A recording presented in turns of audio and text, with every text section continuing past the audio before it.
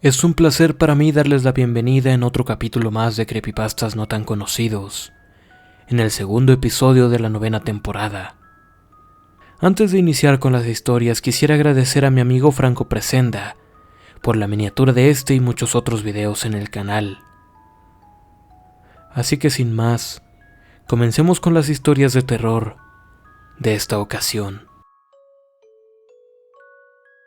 Hola de nuevo amigos, es para nosotros como siempre un gusto estar con ustedes contándoles historias de terror. Hoy yo comenzaré con el miedo. 12 minutos.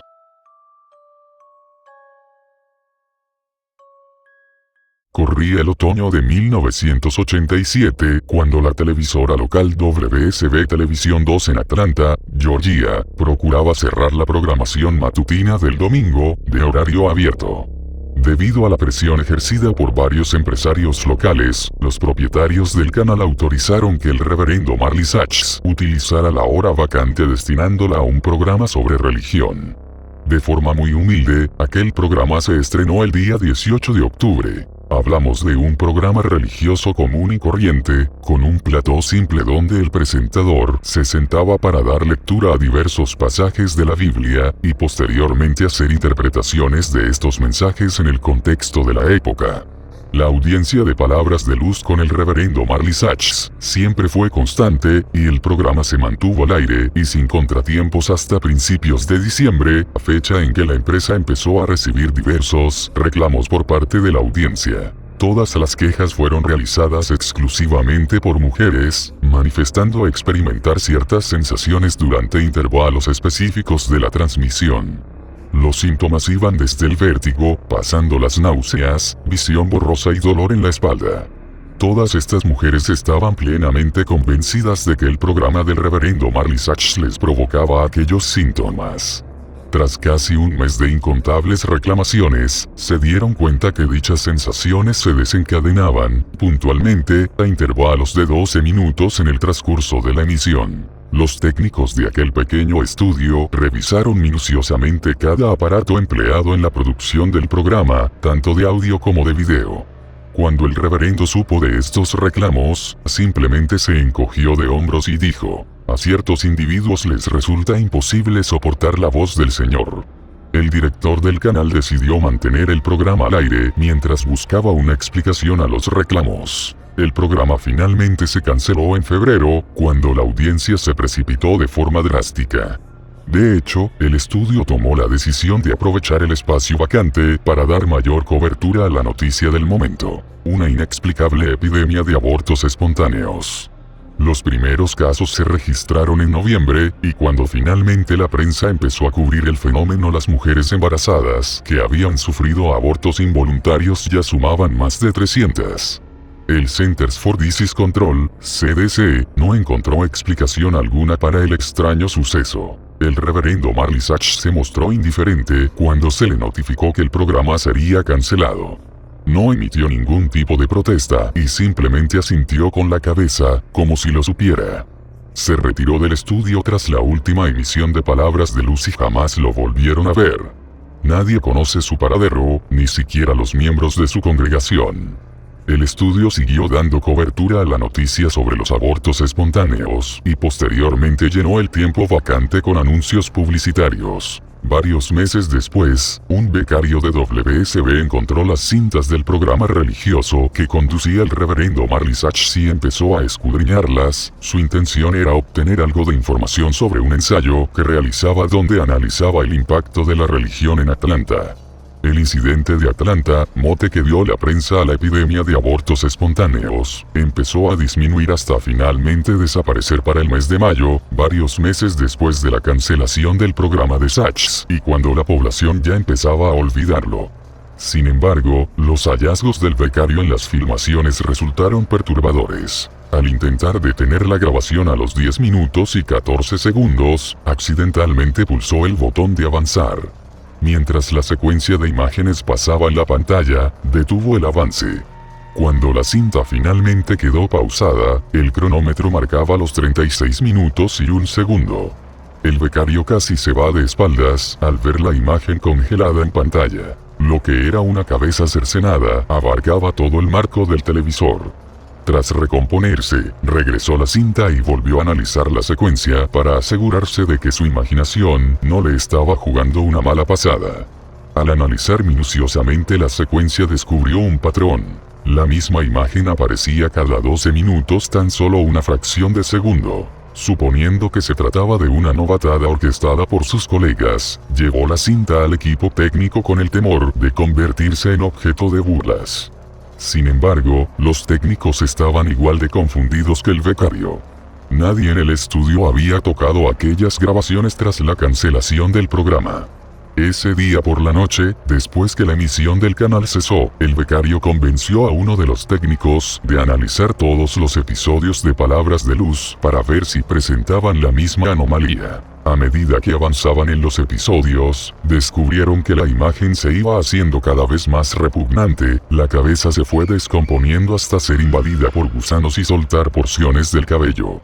El técnico le comentó al becario que la situación era, desde el punto de vista técnico, imposible, pues la cinta no presentaba evidencia de alteración alguna.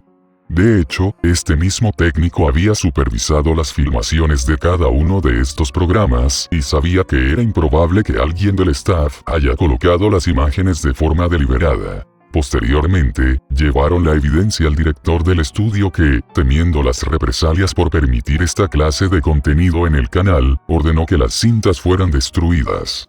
Además, ordenó al becario y al técnico que no comentaran nada sobre sus hallazgos con otras personas, y que tampoco estaba interesado en descubrir al responsable, pues lo único importante era proteger a los empleados del canal. El técnico decidió dejar de lado el tema por el bien de todos, abordando aquel incidente apenas como una broma, pero el becario no pudo superarlo. Antes que las filmaciones originales fueran destruidas, copió la mayor cantidad de episodios que pudo, y se los llevó a casa para ver si podía encontrar alguna pista del responsable y los motivos que tuvo para hacer algo tan extraño. Varias semanas después buscó al técnico para que lo ayudara nuevamente, diciendo que había descubierto algo todavía más perturbador que aquellas imágenes. Cuando los cuadros de esta cabeza se colocaban en una secuencia, aparentemente su boca parecía moverse, como si intentara decir algo. El técnico, por temor a ser despedido, le dijo que se deshiciera de las copias y se olvidara del tema. Una semana después, ya por la tarde, en la estación de policía recibían una llamada de emergencia por parte de una mujer que habitaba en los suburbios de Atlanta. Había escuchado una serie de lamentos horribles que provenían de la casa de al lado, donde vivía un matrimonio joven. Le comentó a la operadora que la mujer estaba embarazada y temía que algo malo le hubiera pasado. Cuando los oficiales llegaron al lugar, observaron algunas luces en el interior a través de la puerta entreabierta. Ingresaron a inspeccionar y se dirigieron a la sala de estar. En este lugar encontraron a una mujer muerta, con el vientre abierto. En aquella herida comenzaba un rastro de sangre que se dirigía al sofá, al otro lado de la habitación. En ese lugar estaba su esposo, el becario del canal, con el pequeño cuerpo de su hijo nonato muerto sobre sus pies. Todavía empuñaba el trozo de metal que utilizó para agredir a su mujer. La televisión estaba encendida, mostrando la secuencia de aquella cabeza que murmuraba algo ininteligible. Mientras lo llevaban a la delegación, el becario no dejaba de murmurar incesantemente: "La luz del Señor los llama". Interesante, y dicen que las religiones no tienen su lado oscuro. En fin, yo contaré la tercera y última parte de la historia que he venido contando desde el capítulo final de la temporada pasada. Empiezo y ojalá les guste. La máscara del abuelo, parte 3, final. Me quedé en el sofá, paralizado.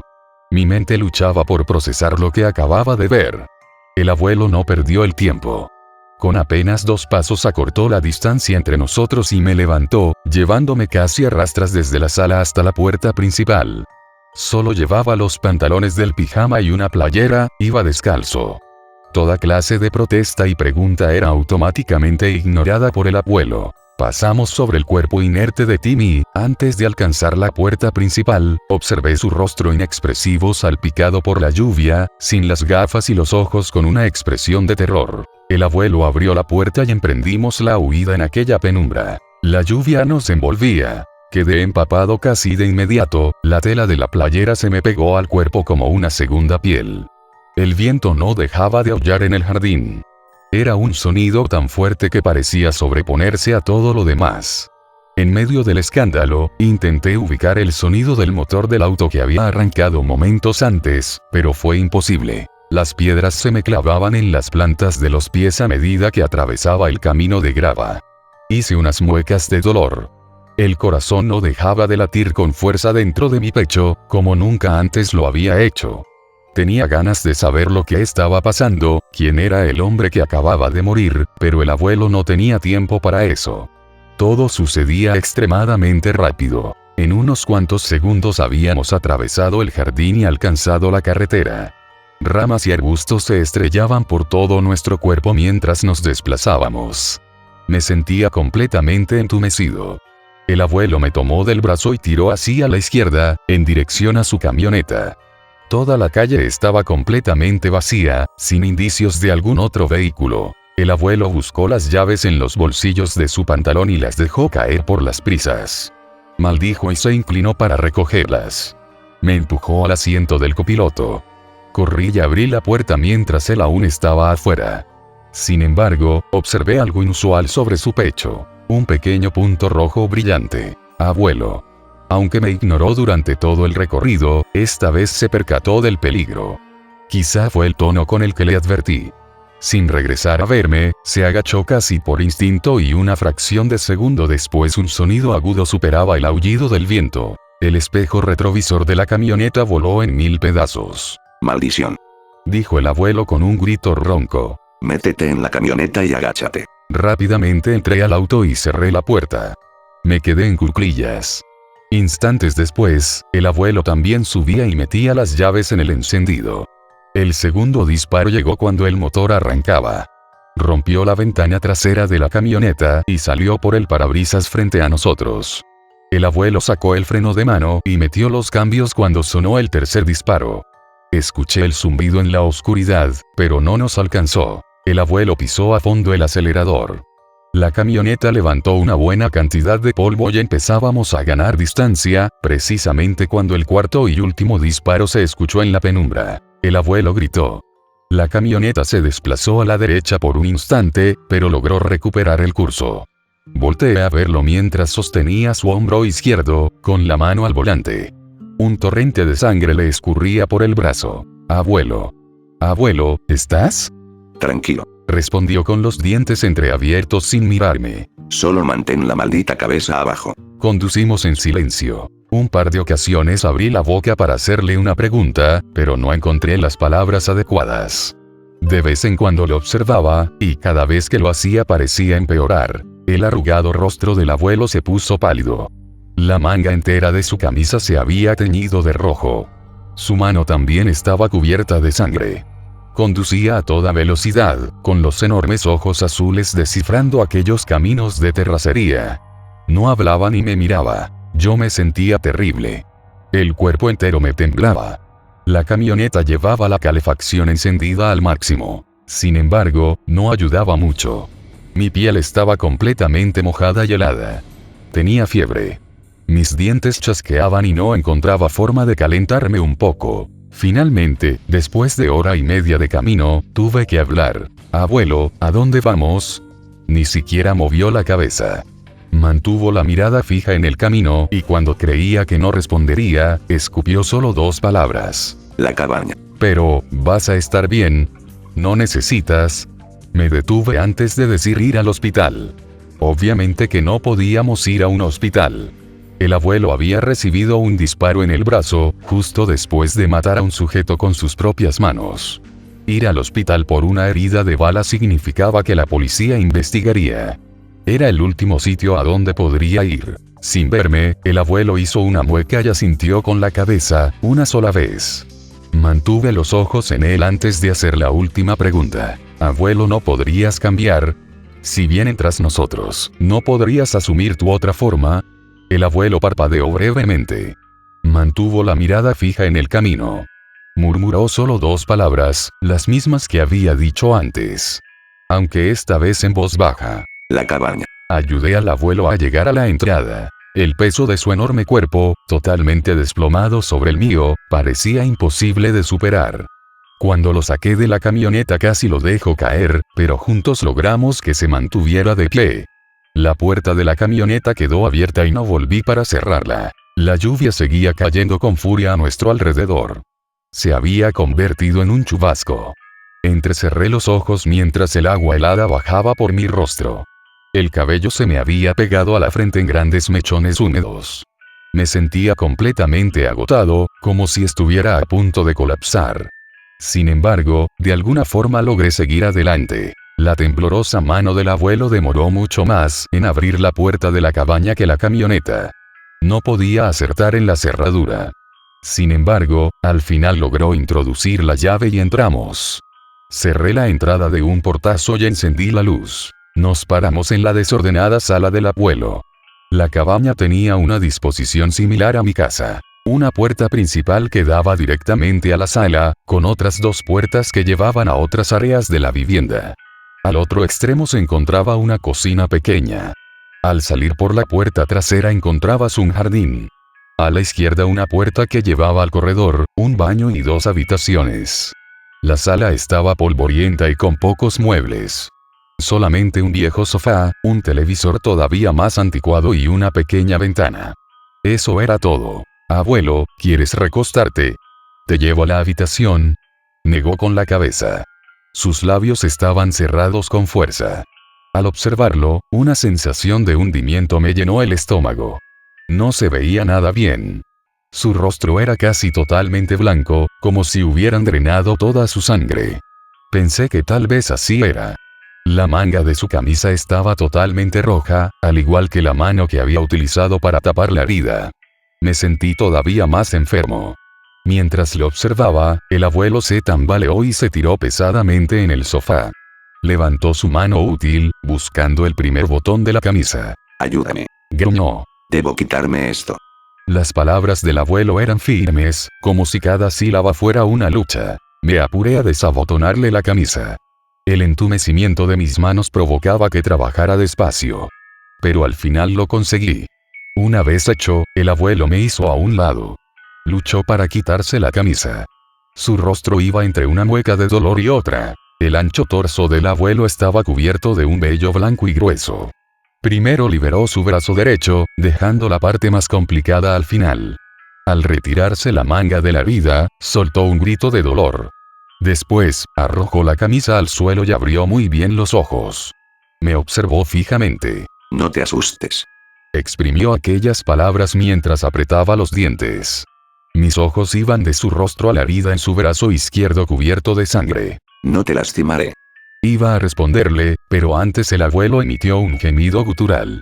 Su respiración se fue haciendo rápida y profunda, metiendo litros y litros de aire a sus pulmones. Entrecerró los ojos y luego los volvió a abrir. Emitió otro gemido aún más fuerte, apretando los dientes con más fuerza.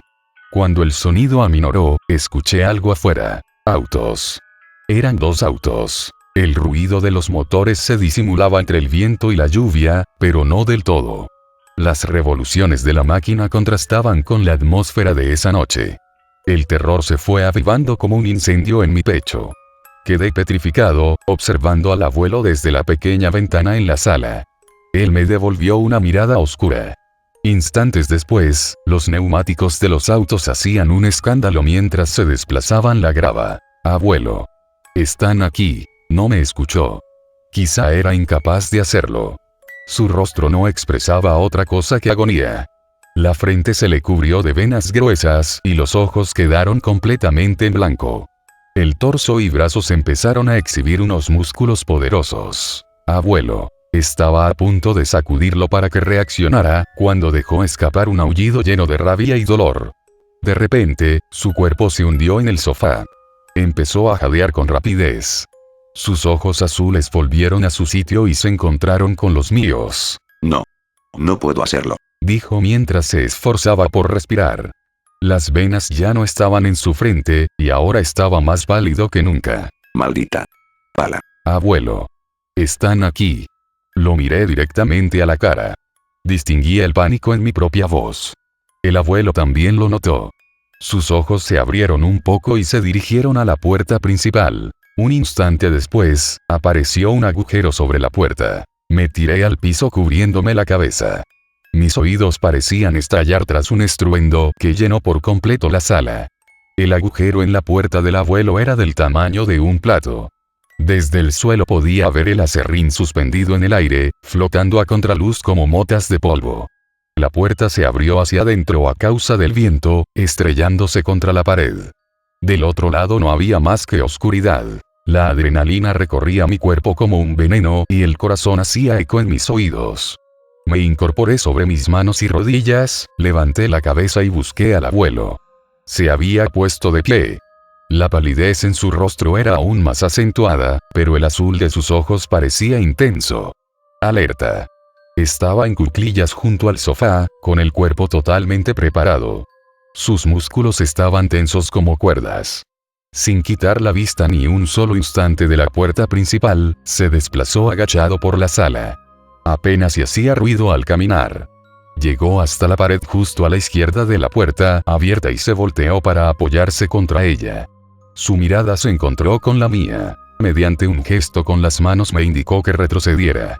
Me arrastré hacia atrás por el piso hasta que topé con uno de los lados del sofá, parcialmente oculto a la vista. Al asomarme por uno de los costados, todavía lograba ver al abuelo y la puerta principal abierta. El abuelo volvió a gesticular con la mano y me pidió que retrocediera aún más. Pero, antes de que pudiera hacerlo, un hombre irrumpió en la entrada. Se formó un nudo en mi garganta. El desconocido era alto y ancho. No tanto como el abuelo, pero cerca. Quizá de la misma edad que papá. Una barba descuidada le cubría el rostro y sus ojos negros inspeccionaron la sala a profundidad. En sus manos portaba una escopeta. El hombre dio un paso hacia la sala, y sucedieron dos cosas a la vez. La primera fue que sus ojos se encontraron con los míos. Los observé ensancharse un poco, tensar los brazos y llevar el cañón de la escopeta justo en mi dirección. El hombre era rápido, pero el abuelo no le dio oportunidad. Saltó de su escondite detrás de la puerta, con el brazo herido completamente extendido frente a él. El sujeto no tuvo ninguna posibilidad. Debió detectar el movimiento por su visión periférica, pero, incluso antes de que pudiera gritar, el abuelo ya estaba encima de él. Tomó la cabeza del hombre con la mano completamente extendida y la azotó contra la pared. El crujido fue repugnante. El hombre se desplomó, la escopeta cayó al suelo y un reflejo de una de sus piernas terminó pateándola. El arma se deslizó unos cuantos metros y terminó en el medio de la sala. El abuelo volteó y se dirigió a ella. Su rostro mostraba una mueca de dolor y rabia. Estiraba su brazo sano hacia la escopeta, cuando un segundo hombre apareció en la puerta. Era más joven que el primero, pero del mismo tamaño. Un mechón de cabello castaño colgaba sobre sus ojos. Ingresó a la sala corriendo, con un rifle colgado del hombro. En su rostro no había nada más que pánico. Su mirada encontró al abuelo y se detuvo, con el arma desenfundada. Abuelo. No necesitaba que le advirtiera. Ya había detectado al sujeto detrás de él. Tomó la escopeta por el cañón, girando tan pronto como la tuvo entre sus manos. Sin embargo, esta vez no fue lo suficientemente rápido. Para cuando el abuelo giró, el sujeto ya tenía el dedo en el gatillo. Disparó. El ruido en la cabaña resultó abrumador. El dolor me apuñaló los tímpanos y mis oídos volvieron a bloquearse. Grité de terror. En algún sitio, el abuelo también gritaba. Cuando abrí los ojos lo encontré peleando con el hombre. Había tomado el cañón del rifle con la mano izquierda, mientras su mano derecha buscaba la garganta. La escopeta estaba en el suelo, a sus pies. El hombre lanzaba golpes salvajes a la cabeza del abuelo con la mano libre mientras gritaba y maldecía. El abuelo no pudo aferrarse a la garganta. Su mano estaba cubierta de sangre. Instantes después, observé su mano dirigirse a la parte posterior en la cabeza del hombre. El sujeto intentaba golpearlo y escapar, pero no lo logró. El agarre del abuelo era más fuerte. Tensó la mano apoyando sus dedos en la parte posterior del cráneo del sujeto, y con el pulgar le presionó el ojo. El hombre empezó a gritar. Dejó de lanzar golpes e inmediatamente se aferró a la mano del abuelo para intentar librarse. Me puse en cuclillas, observando la escopeta en los pies del abuelo. Si tan solo pudiera ir y alcanzarla. Pero, cuando el pensamiento rondaba mi cabeza, escuché un movimiento detrás de mí. En el fondo de la sala. Di la vuelta y observé a una mujer pelirroja de pie frente a la puerta que da a la cocina. Quizás se escabulló por atrás. Sostenía algo amarillo y brillante. Tenía la forma de una pistola, pero no una de verdad. Parecía una pistola de juguete. No era así. Mientras gritaba para advertir al abuelo, la vi accionando el gatillo. Un par de finas líneas de metal salieron del cañón azul de aquella pistola. Giré la cabeza a tiempo para verlas incrustarse en la espalda del abuelo. Su cuerpo se puso rígido. Soltó el cañón del rifle. El sujeto con el que había estado peleando se apartó de él, balanceando el arma hacia arriba. La culata se estrelló contra el mentón del abuelo. Se tambaleó hacia atrás y giró, casi en cámara lenta. También observé que la región izquierda de su cadera sangraba, seguramente del sitio donde entró la bala del rifle. La agonía se había estancado en su rostro. Después cayó al suelo. Su cuerpo sufrió varios espasmos y después se quedó quieto. Sus ojos azules se cerraron. Grité y antes de siquiera pensarlo, empecé a dirigirme hacia el sujeto. Mi mente estaba nublada por la ira y el terror. No había plan de acción. Los ojos del asesino se levantaron con mi grito. Observé cuando me apuntó con el rifle, buscando en la bolsa de su camisa una bala. El cañón del arma me apuntaba. Un calor intenso impulsó mi cuerpo. El sujeto empezó a recargar el rifle y me tensé, listo para saltar sobre él. No, Jim. Recuerda a lo que hemos venido. Su voz era suave y serena. No se dirigía a mí, pero el sonido me hizo dudar. Jim también dudó. Regresó a verla. La sangre empezaba a escurrir de su ojo hinchado. Seguí su mirada y observé a la mujer moviéndose hacia mí, con una sonrisa en el rostro. La sociedad del silencio pagará más si lo entregamos vivo. La mujer desenfundó un cuchillo largo y plateado. La hoja era iluminada por la luz en el techo. El mango era liso, de un tono marrón brillante. Lo balanceó frente a mí mientras la sonrisa en su rostro se convertía en una mueca de disgusto. No nos darás ningún problema, ¿verdad, jovencito? Regresé a ver a Jim, que me apuntaba con el arma.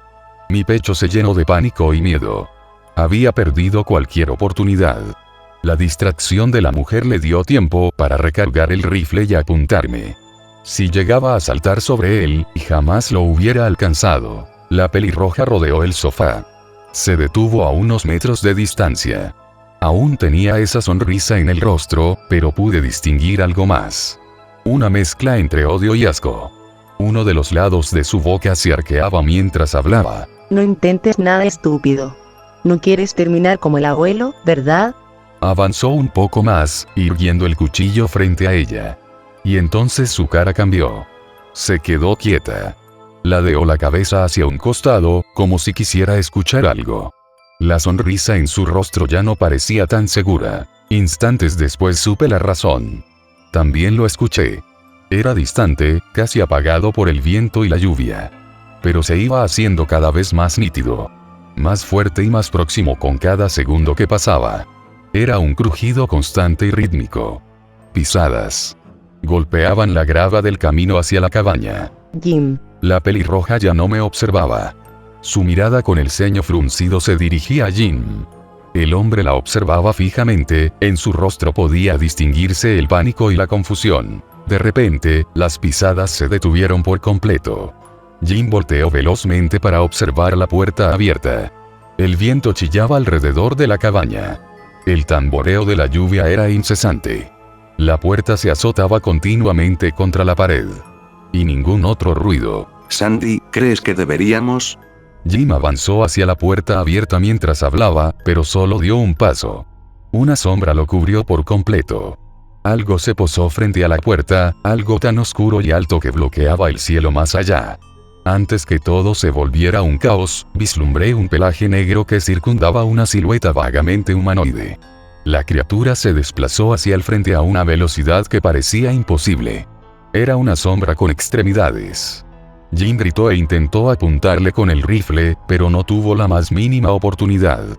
Antes que el cañón del arma estuviera a mitad de camino, este ser ya había posado sus largas extremidades en el rostro del hombre que disparó al abuelo. Los alaridos de Jin cesaron al instante. Un chorro de sangre brotó de su cabeza. Salió volando hacia la pared de la sala, golpeando con al menos el doble de fuerza que el primer hombre que abatió el abuelo. Escuché un crujido aterrador, que solo pudo haber provenido del cuello de Jin partiéndose en dos. Instantes después, el rifle cayó al suelo. No volteé para ver lo que había sucedido con Jin. No pude.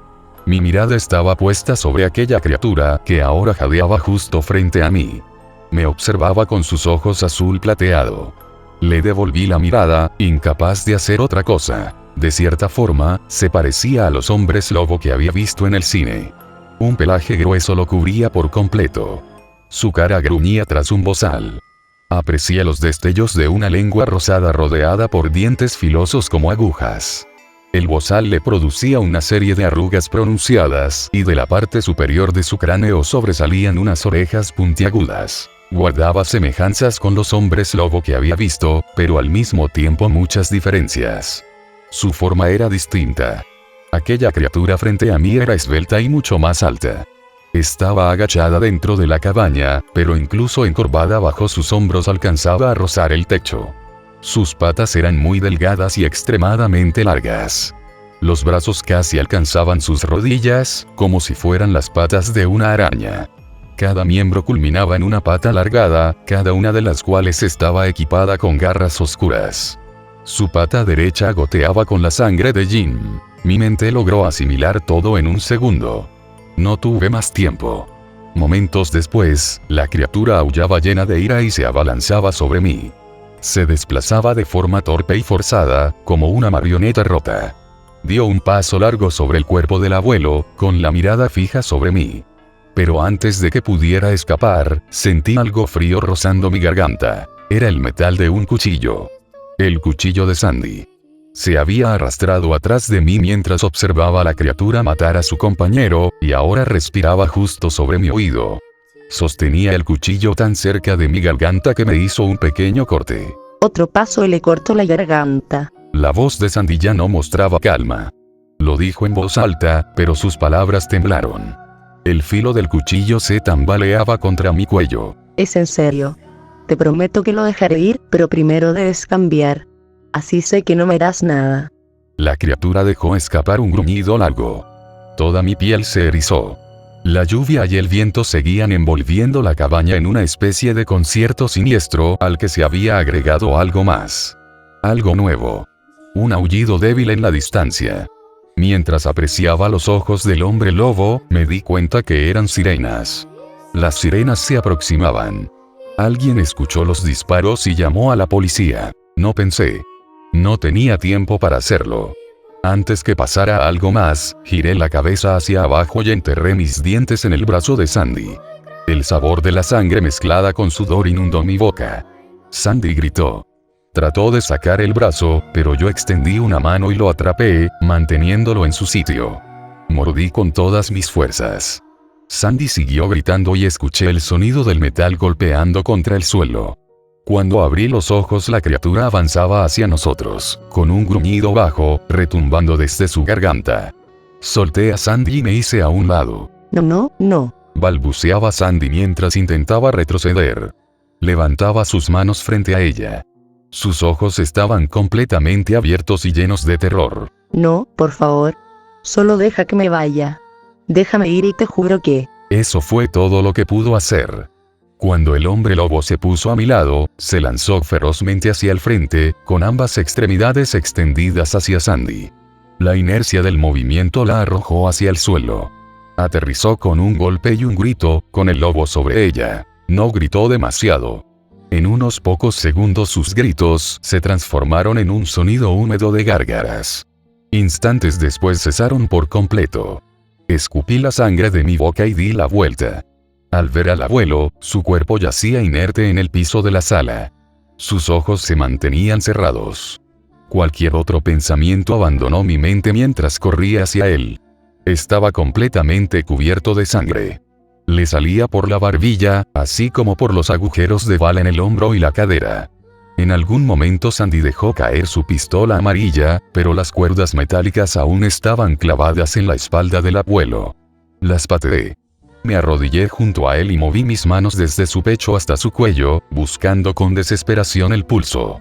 Intentando ver si aún respiraba. En el exterior las sirenas eran más intensas. Frenaron mis pensamientos ocupando toda mi atención. Sentí que me desvanecía. Mis manos se movían sobre la cara del abuelo, pero ahora estaban húmedas y resbaladizas, cubiertas de sangre. Mi visión se volvió borrosa. Sentí un movimiento en la parte posterior. Pasos firmes y fuertes. Momentos después distinguí un gruñido bajo y sentí un aliento cálido en la nuca. La criatura me hizo a un lado. Se agachó y cargó al abuelo con ambas patas. Grité e intenté pelear, pero simplemente me ignoró. Recogió el cadáver y lo echó sobre su hombro. Como si no pesara más que una muñeca de trapo. Después, antes de que me diera cuenta de lo que sucedía, también me tomó a mí. Me dio la vuelta y quedamos cara a cara. Hay dos cosas que recuerdo sobre la parte final de esa noche. Dos escenas muy claras. La primera es la luz de la luna. Seguramente fue poco antes de que me desvaneciera, después que mi cuerpo finalmente cediera ante el cansancio. Corrimos durante lo que parecieron horas, huyendo de la cabaña del abuelo, atravesando campos completamente empapados por la lluvia. Huyendo hacia la penumbra. Después de algún tiempo indefinido, la lluvia finalmente empezó a detenerse y el cielo a despejarse. Estaba tirado sobre uno de los hombros de la criatura, aferrado al pelaje en su espalda. A través de mi mirada borrosa y semiconsciente observé las estrellas sobre nosotros. Y momentos después sentí la luz de la luna sobre mi piel, gigante y espectacular en el cielo, brillando sobre mí como un foco de luz. Finalmente me sentí cálido. Esa imagen se quedará conmigo durante mucho tiempo. Sin embargo, la segunda imagen se quedará por siempre. La imagen de lo que vi en la cabaña del abuelo, poco antes de que la criatura me arrojara sobre su hombro. Antes de emprender la huida, la imagen de la cara del hombre lobo, a solo centímetros de mi rostro, cuando me giró para enfrentarla. Para que mirara directamente sus ojos azul plateado. Las sirenas se escuchan de fondo, mezclándose con el viento y la lluvia. La adrenalina, el cansancio y el terror se arremolinaban en mi estómago como un tornado. Sin embargo, cuando tuve frente a mí a aquella criatura que acababa de matar a dos personas, no experimenté ningún miedo. De repente, cualquier rastro de temor se esfumó. Y es que, mientras lo miraba, me di cuenta que no observaba ningún rostro desconocido. Miraba a mi propia madre. Hola a todos, como siempre es un gusto estar ante ustedes en un nuevo episodio.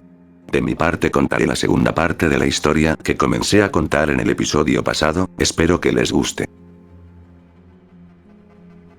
Grabaciones de papá, los incendios. Antes de seguir con mis historias tengo que presentarme. Me llamo Sam, soy hijo único y mi padre me crió por su cuenta, con alguna que otra ayuda ocasional de las niñeras. Trabajaba bastante, y aún así encontraba tiempo para estar conmigo. Es por eso que me dolió mucho su muerte. De cualquier forma no están aquí para leer sobre mí. Están aquí para escuchar la última transcripción. Este en especial es confusa, así que hay que poner mucha atención. No olviden que el nombre de mi padre es Dandy. Buenos días. Hay murmullos, pero ninguna palabra que pueda distinguir. El murmullo es preocupantemente débil. ¿Podría decirme su nombre? ¿Acaso no está en tus papeles? Es una mujer con voz de adolescente. Sidney. ¿Qué? ¿Acaso eres sordo? Por favor, disculpe a Sid, tiene una boca muy suelta. Es la voz de una mujer mayor, como si fuera una anciana. Oh, disculpa. Creo que no tengo tu nombre por aquí. Es Dame. Soy la cuidadora de Sidney. Así que tú eres responsable por ella. Sí. Necesita un poco de cuidados. ¿Podrías Sid decirme lo que pasó? Jódete. Sid. Lo siento mucho. Ella está aquí hoy para decir que lo siente. Yo no lo hice. No tengo por qué disculparme. Sid, ya hablamos de esto. Más murmullos. No culpo a nadie, solo estoy aquí para escuchar. Lo mismo dicen todos, que están para escucharme, pero nadie me cree. ¿Y si me das una oportunidad? Hay una larga pausa aquí. Bueno.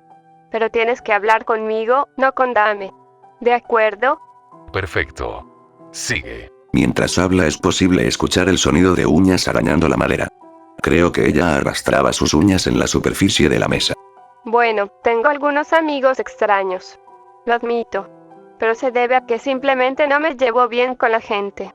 Desde que era una niña siempre fui una marginada. Ser una hija adoptiva no te trae muchos amigos. Imagino que ya conoces a mis amigos, Romy y Dave. Ellos son extraños. No les digas que dije eso de ellos. Pero realmente se preocupan por mí. Me tratan como a una amiga en lugar de como a una plaga. Romy es la persona que me gustaría llegar a ser. Es linda e inteligente. Tiene una familia que la ama. A veces me dan celos de ella. Y Dave es el típico niño mimado. Los tres siempre estamos juntos. ¿Y cuál de ustedes inició el incendio anoche? Fue Sid. Se lo juro que ella fue. No fue Dave, él ya había regresado a casa, pueden preguntarle a mamá. Es la voz de una adolescente, parecida a la de Sid. Estaba hablando con Sid. Romy, ¿verdad? Pero Sid es una mentirosa. Siempre está diciendo mentiras. No estoy mintiendo. Por favor, chicas. Me avergüenzan. Tú no eres mi madre. Necesito que todos respiren profundo. La sala se queda en silencio. Está bien. Romy, ya te entrevistaré. Ahora es el turno de Sid. Sí, es mi turno. Así que por favor, déjanos solos. Bien. Mire, no le voy a mentir diciéndole que soy una buena persona. He hecho cosas muy estúpidas. He robado en tiendas. Pero yo no empecé el incendio. Ni siquiera sé cómo encender fuego. ¿De dónde pude haber obtenido la gasolina? Sid, ¿cómo sabías que había gasolina en ese lugar? Ella lo hizo. Fue ella y no Dave. No fui yo. Chicas, por favor. Creo que necesitamos un minuto.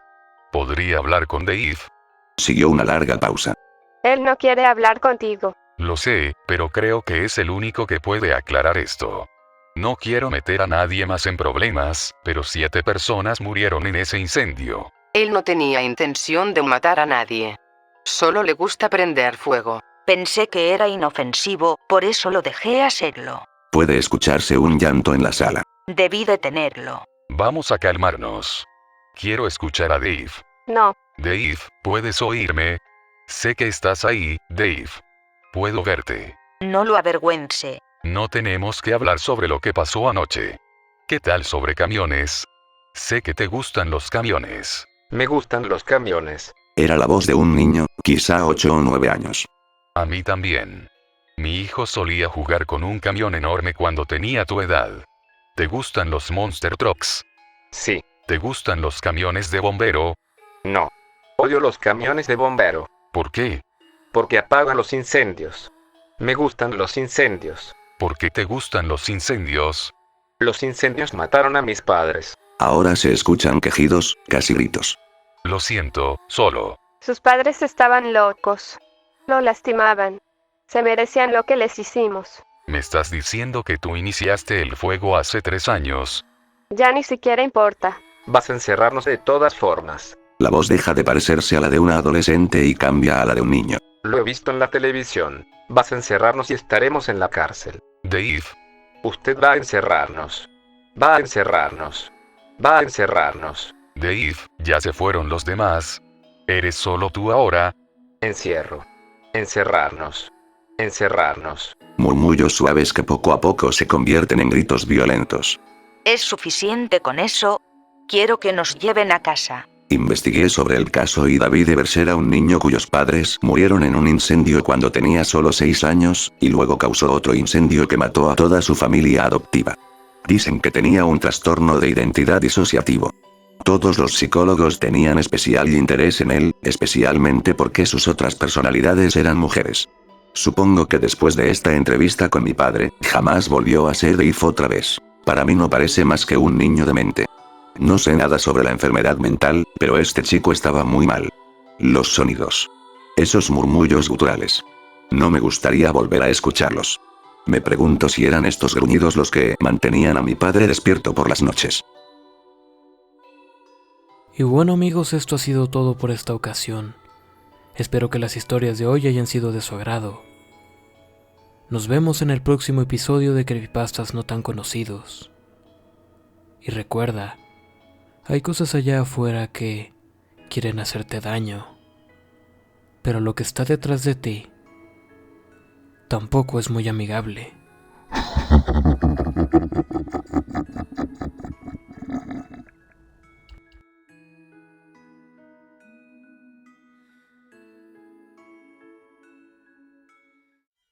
Morse. Aprender código Morse me pareció un pequeño hobby que podía aprender tras la muerte de Amy, solo para distraerme lo suficiente como para dormir por la noche. Ahora, mientras estoy sentado en esta oscuridad asfixiante, la lluvia me mantiene despierto y puedo oír cómo me dice: sé lo que hiciste.